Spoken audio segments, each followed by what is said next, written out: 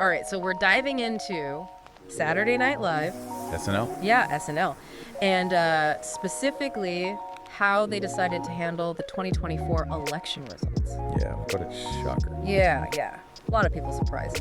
So, we've got this news article. It's called Se Pegó el Texto, and it covers that first episode they did after the election.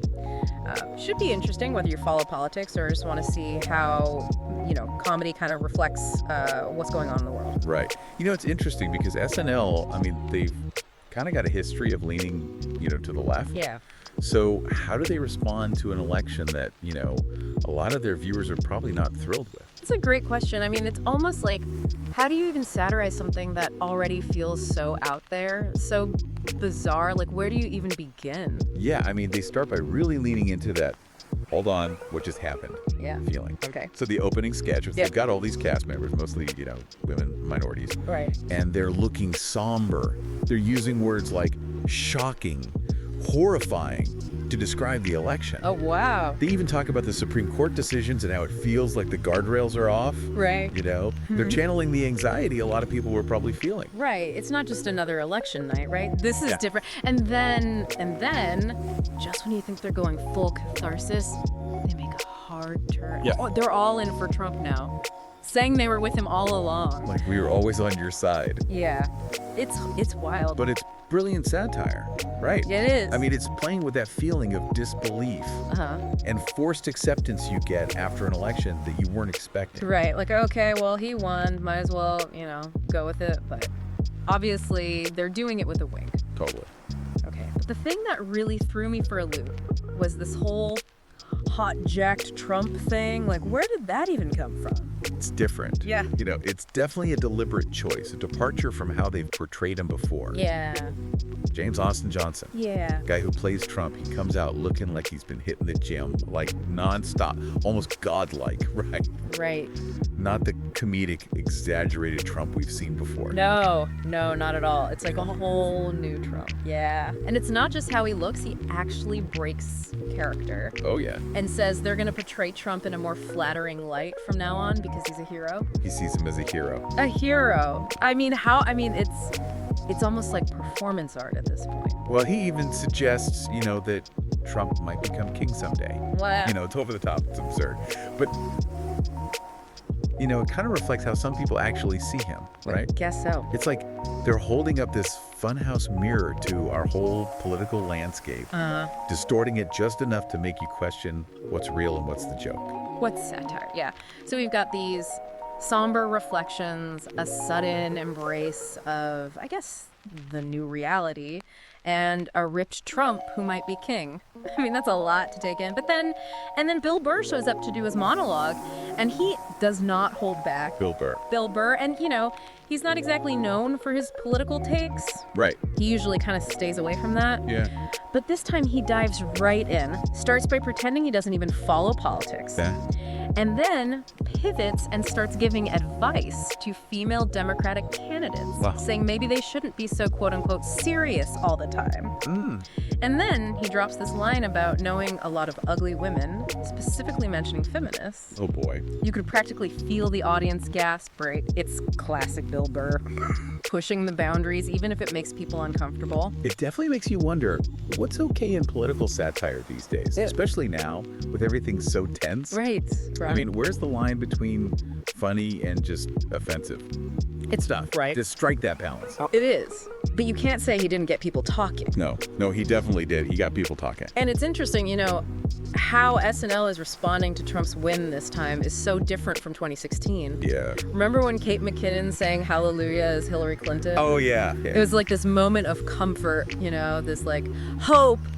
This time it's all satire, leaning into the absurdity of it all. I think that's how we process shocking things, Yeah. The first time, raw emotion, disbelief, even grief.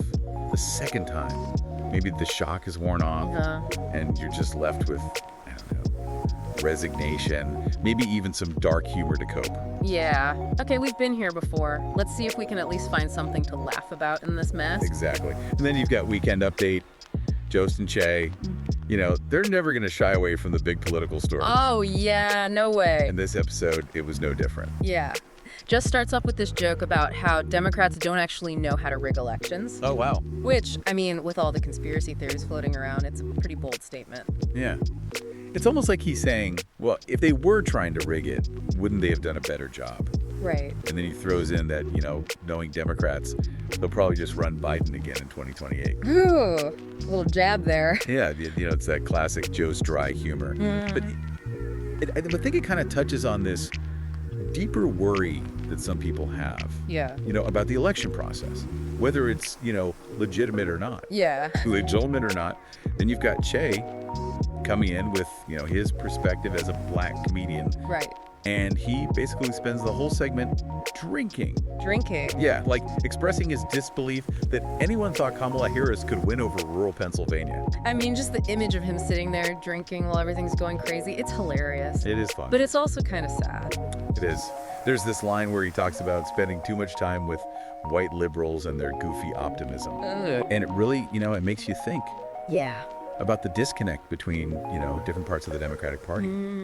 Like maybe their message isn't really connecting with some people. Right, and it's like SNL is using humor to point that out, those divisions. Yeah. Maybe saying the Democrats need to, step back and figure out how to reach more people. Right. And I mean, you can't forget the history here.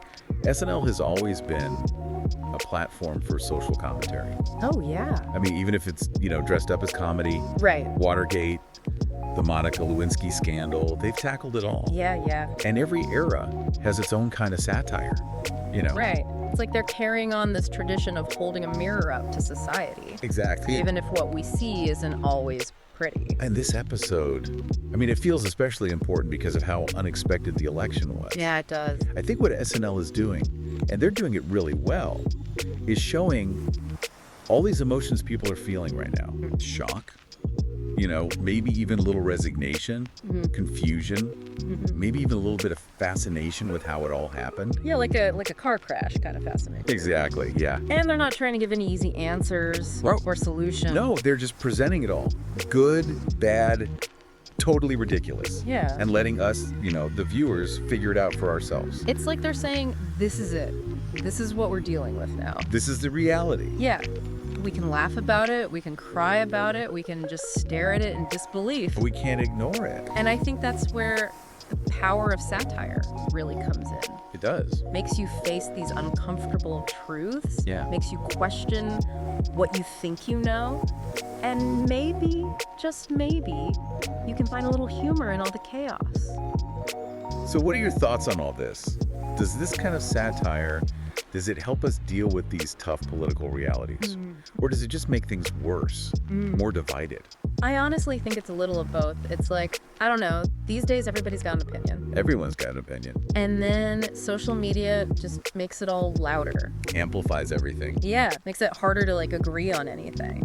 Yeah. So does laughing at the same jokes, even if they're, making a point, satirical, does that bring people together or just push them further apart? I mean, that's the big question, isn't it? Can satire actually unite us?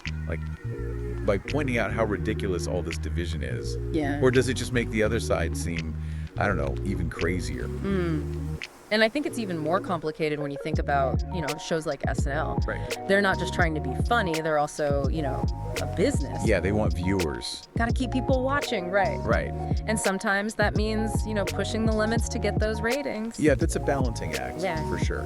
How do you stay true to what satire is supposed to be? Right. Punching up a power, but also appeal to all these different people with different beliefs. It makes you wonder, is there a point where satire stops making people think critically? Right. And just starts reinforcing what they already believe? If we're all just laughing at each other, are we really, getting anywhere? And that's a valid concern. Yeah. And I think it goes beyond just SNL. This is something we got to think about with all kinds of political satire. That's late night shows. Yeah, late night shows, those political cartoons. Oh, okay. Even, memes on the internet. Memes. Yeah. Everywhere. Yeah. We have to ask ourselves, am I using humor to actually understand other points of view? Or am I just using it to feel good about what I already believe? That's a great question. And I think that's like one of the most important things to take away from this whole deep dive into SNL. Yeah. It's not about whether the jokes were funny or offensive or whatever. It's about like how do we as viewers deal with political satire? Especially in a world where everyone's so divided. Yeah. It's more than just SNL. Yeah. It's all of us. So as you're going about your day to day, think about humor, satire, and how it fits into your life. Yeah. Does it help you make sense of things? Or does it just add to the noise? Good question. And maybe, just maybe, this deep dive has given you a new way to think about political humor. A way that's thought-provoking. Yeah, and maybe even, dare I say, a little enlightening. Absolutely.